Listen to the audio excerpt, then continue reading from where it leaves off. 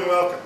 My name is Ron Brown and I'm here to talk to you about marvelous wooden hand planes from Woodline, USA. In this presentation, I'm going to show you these beautiful Macassar Ebony hand planes. These are Taiwanese pull style. We've got a smoothing plane, a bench plane, and a little block plane. I'll show you how all this stuff works in this presentation. I'm also going to show you these European style horn planes, so-called because of the handle in the front. I'll show you how we set those up. I'll show you these really stylish rabbit planes. Here's one, and here's a set that matches that. But I'll show you how these rabbit planes work, how to adjust them, and how to set them. I'm also going to be able to show you these very precision miniature luthier planes. I've got a set of 4 over here, and I've got some over here. I'll show you how those things set up. I'll show you how to set them up perfectly to make spectacular cuts. I'll show you how to get them perfectly level in 2 easy steps. I'll show you how to use a setting hammer. You may be tempted to use a steel regular workshop hammer. Don't do it. You'll want to use either a bed blow with a plastic face, some other plastic face, or you could do what I did and make your own setting mallet out of lignum vitae. I'll show you how to quickly make adjustments on the fly. Then we're going to explore honing and sharpening your A2 double thickness plane irons. So let's get started, shall we?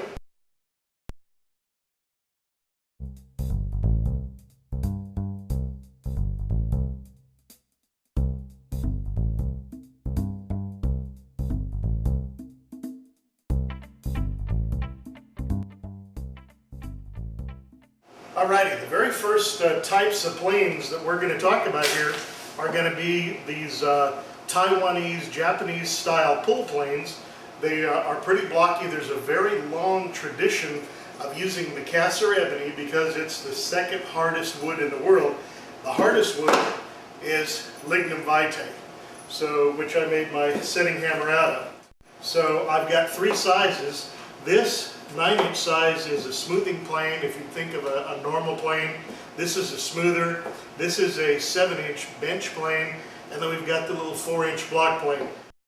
They are virtually identical except for the length of the bodies. So I'm just going to start here with this one and take it apart. Now, something that you'll see consistent throughout here in the wooden hand planes is that we use the inertia. We don't have any thumb screws to adjust these. We actually use inertia, tapping the heel of the plane to back it out of the cut. And the way I remember that is you tap it on the back and it backs out the blade. Or if you're trying to adjust your depth of cut and you tap on the back, it'll back it off of the wood. If we want to set it deeper, we tap on the front. But let me do some disassembly here for you and show you the 3 parts that we're working on. This is the plane body. It has a brass insert for wear because oftentimes, wood being wood, it will tend to chip at these sharp openings. Then we have a steel wedge. On these, we have wooden wedges on one of the other types. Your plane iron is A2 tool steel, and it's double thickness. Now this is twice as thick as any Stanley plane that you're going to see. It's not quite as thick as the Hawk, but they come razor sharp right out of the box from the factory. I haven't used this particular one, and it'll shave hair right off my arm, right straight out of the box. So these are what we would think of as low angle planes. In an American plane, a lot of times you put it in with the bevel up. We're going to insert these with a bevel down. We've got a pivot pin in there to hold it. We'll just take our little steel wedge. It's crimped on the corners. Take your setting hammer and lock it in, not extraordinarily tight, but lock it in pretty tight. Then we'll look down to see A, if it's level, and B, to see how much projection we have. So this is not level, and to make it level, just tap a little bit on the high side. You want to sight down the foot of the plane and get this thing just about level and see how much cut you've got. And if we wanted less cut, we tap on the back. If you wanted to cut deeper, you just tap on the front. Couldn't be easier. If for some reason it's not holding, go ahead and tap your wedge just a little bit more. And as you look down here, that's pretty close. Maybe a little tap here, and then we'll give it a try. Now you probably thought I was going to walk over here and push that way. These particular planes are Taiwanese style, and they're also called pull planes. So see how it fits my hand really, really nicely this way? If I just cut my other hand behind it, I can make some really, really fantastic shavings. I don't know if you can see those or not, but it works on the pull. Does it work on the push? Yeah, of course. So if I wanted to turn it around, but now my hand is not as comfortable. So it's not really designed, and of course now I'm cutting the wrong way, but if I wanted to cut on the forward stroke, I absolutely can. And I want to mention here that any plane, regardless of whether it's the Taiwanese style pull plane or these European horn planes, they cut better on a little bit of a bias because they're making a slicing cut. They will cut straight on, they cut better on a little bit of a bias. So that's cutting about the depth that I wanted right there. And you can see we've just got a piece of rough sawn wood here.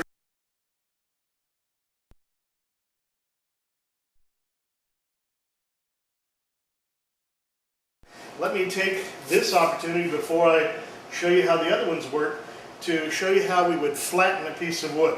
First, we're going to make cuts perpendicular to the grain, then we're going to make a cut 45, then we're going to go ahead and cut in the normal manner. So if we had warp or twist, you just take this and run it across like so. Then we're doing the same thing essentially at a 45, and I like to cut on a bias. So now I'll just cut on a bias, and I'll just run it on down like that, and we produce shavings. Another way to fine-tune this is to look at your shavings and see if it's equally thick on both sides. And I can see that I'm a little thicker on this side than this side, so that tells me that I'm not quite level. And it looks like we need to tap it here. So just with a simple little tap, I can get a shavings that's equal on both sides. Alright, let's move on to our little block plane.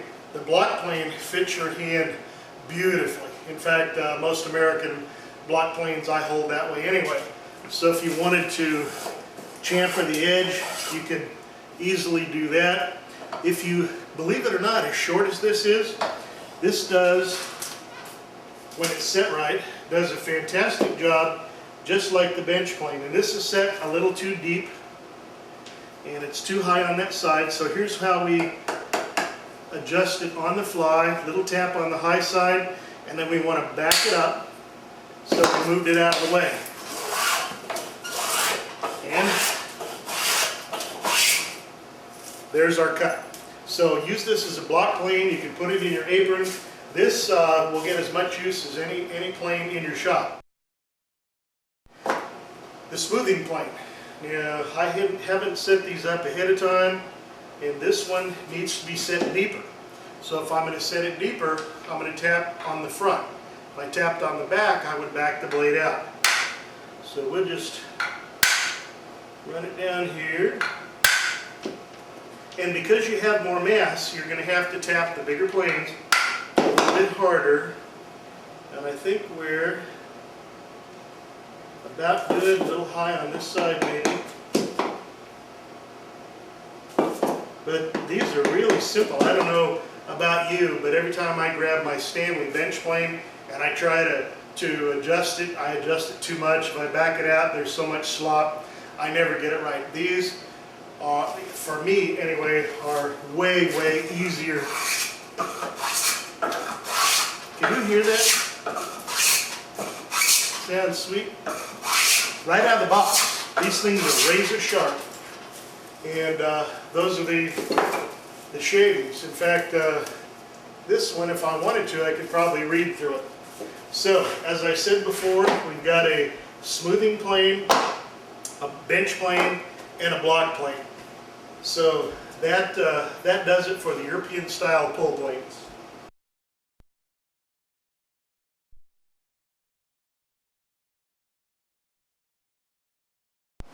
All right, now we're going to move on to what I call European horn planes, so-called because of the shape of the front handle. They're actually called contour planes. But I want to take this apart here. You take it apart the same way we did the other one. We're going to tap on the back. That'll back it out. We've got a wooden wedge here. So these are just a little bit different, and I wanted to show them to you.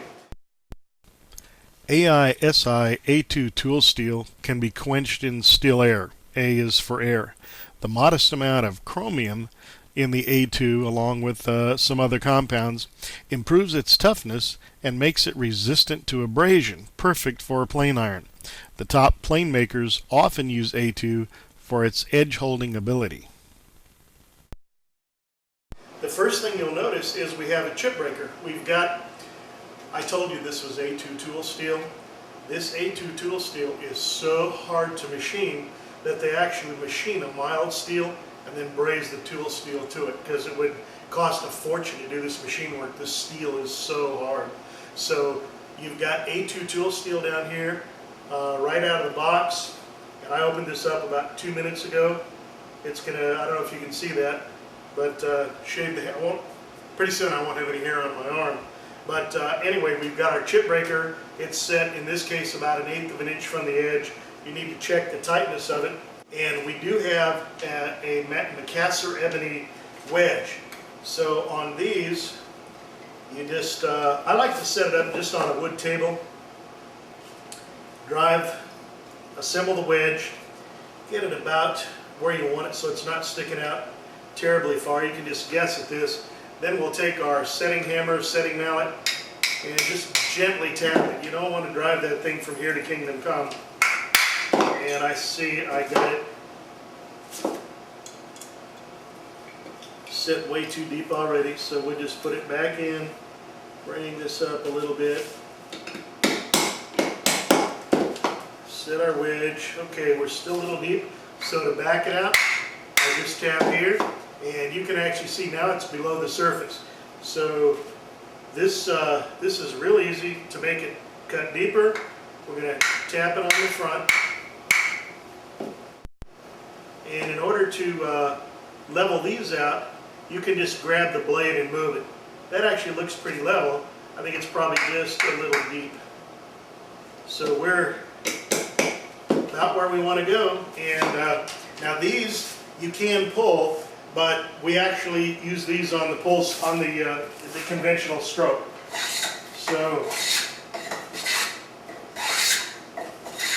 I don't know if you can hear that cut. There's nothing sweeter than a hand plane. Now the advantage to these for a lot of people is it fits your hand really well and you can get a good grip on it. Also, the blade on these is much narrower. So if you're cutting some really hard wood, this takes a lot less muscle power just simply because of the width of the blade. If you're cutting something very wide, this will be a lot less strenuous to do than this one. So these come in 3 sizes. I've got 2 of them here. This is the little mini. It's exactly the same size as this, just a little smaller all the way around. The blade's narrower, but the setup is all identically the same. Woodworkers with limited hand strength may prefer the European horn plane because the handle in front makes it easier to grasp and easier to use. This type of plane uses more arm strength than hand strength. And if you wanted to go through your squaring methodology, your flattening technique would be identically the same. You go perpendicular here, then you go at a 4 to 5, and I got the grain running the wrong way, so here we just run like so. And as you can see, now I'm taking off just a little thin shaving. If I wanted to sit deeper, that's all there is to it. See the difference? It just doesn't take very much.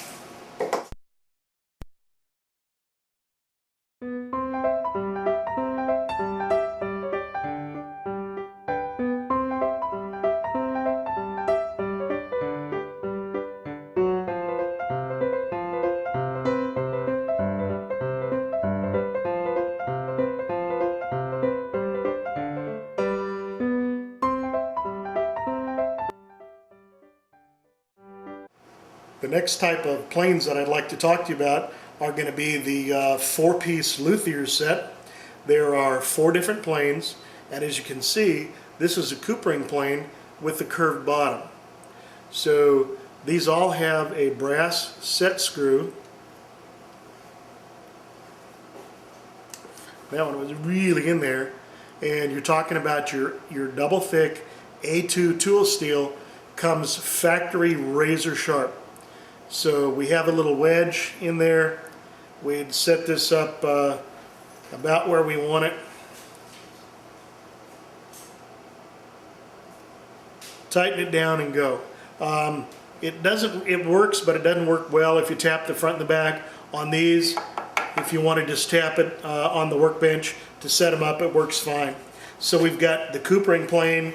Its counterpart is the flat bottom. It's identical in the way you set it up and everything. Even got a little brass handle here. Got your brass wedge with the setting screw. Then we have 2 other specialty planes for you. This is a micro bullnose. Got the same setting mechanism, and your blade moves exactly the same way. So we've got the bullnose, and then there is a scraping plane. A lot of times when you're going to do instruments, you're going to be working in tiger maple or some really highly figured wood, and this does have an adjustment screw right here on the front for the angle, and then your scraper blade is right down there like that. But these are all made out of Macassar ebony. These are precision tools. I've sold a lot of them to luthiers, and they are absolutely wild about it.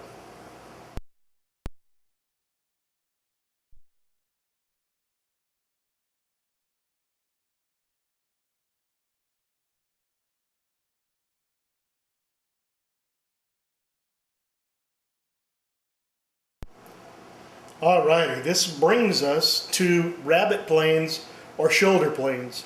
These are both the same thing. The bodies are just have a little bit of a different style. They both function exactly the same.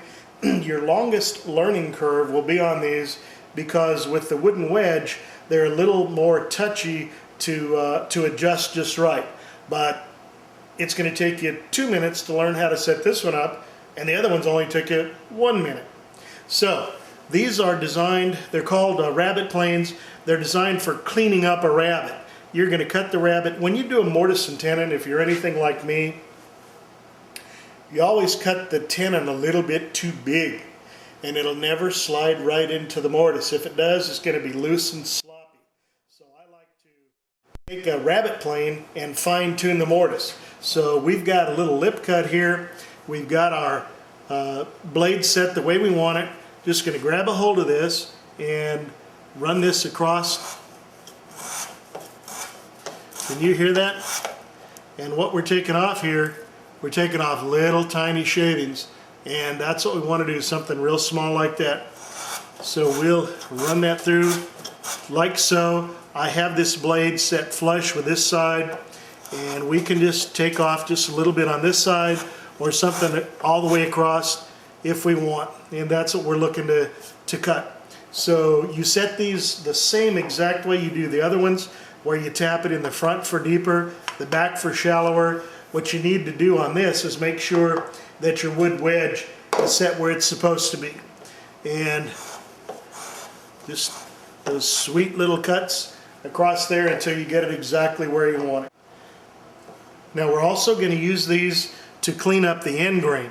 When you do that, if we have this side flush and you lay it down to go the same direction, you're going to have to move the blade.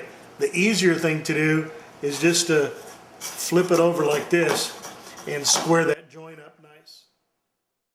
Just as a little aside here, most cabinet makers are going to finish up with a cabinet scraper after you've got everything nice and smooth and exactly the way you want it. Figure out which edge I've got that's usable. That one is right there. So these are commercially available. You can get them just about anywhere. This particular holder saves your fingers, and it puts a crimp in the blade. And as I said, this is just one of many varieties. So we just go along here and take out any little ridges that we got left there. It looks like I need to put a new edge on that.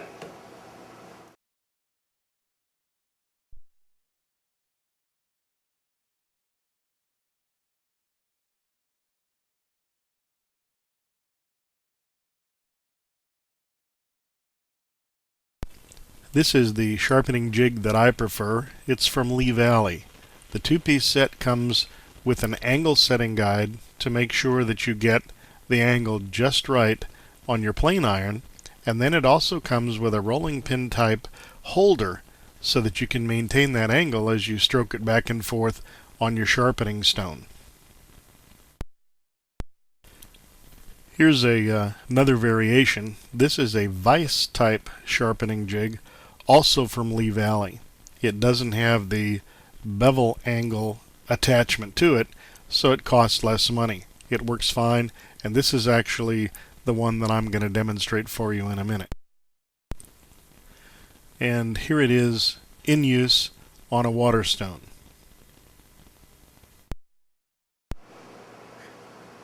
I told you these things are razor sharp out of the box, and they are, but after you've used it a while, it's not going to be that sharp. So we need to take care of that. But before we actually go to a stone, what you're going to want to do the first 5 or 6 or 7 times is you're going to want to hone it. My favorite way to hone is with a leather strop. This is called a power strop. This particular one can either go in my wood lathe or it can go in my drill press. These are leather discs. We use an abrasive compound, a sharpening compound, polishing compound. Put this in your drill press, charge the edge, and then take your blade and hone it. Now, getting the blade out of the plane is not that hard. Smack it, it'll come out. When you hone your blade, if the direction is this way, you don't hone it like that. Turn it around and hone this edge, and you don't have to hone it much, especially with that compound. This is A2. It's very, very tough. It holds an edge for a long time. The inverse of that is when you sharpen it, it might take a second or two longer to get that good edge. I find that I can hone these 5 or 6 times before I have to ever go to a stone. Normally, depending on what you do, if you're just going to touch it up, you'd go to a medium grit and then a polishing stone. If you get a nick and you have to go to the grinder, then you're going to start out with about a 600 grit, then go to 1,000, then go to your polishing stone. I recommend that we use a honing guide. This is a common variety. They make a gazillion different configurations of this. Put your blade in, establish the proper angle, and then you sharpen it like any other plane iron. This is double thickness and it's A2 tool steel. That means you're probably going to have to take an extra few strokes to bring this blade back. The reward to that is when you get this thing sharp, it's going to stay sharp 3 or 4 times as long as others. So this happens to be a diamond stone. You can use diamond, you can use Arkansas, you can use any stones that you have. If you don't have any, Woodline carries a very, very good line that comes from the manufacturer of our planes, so everything is very compatible. This is a diamond stone used with water and nothing special.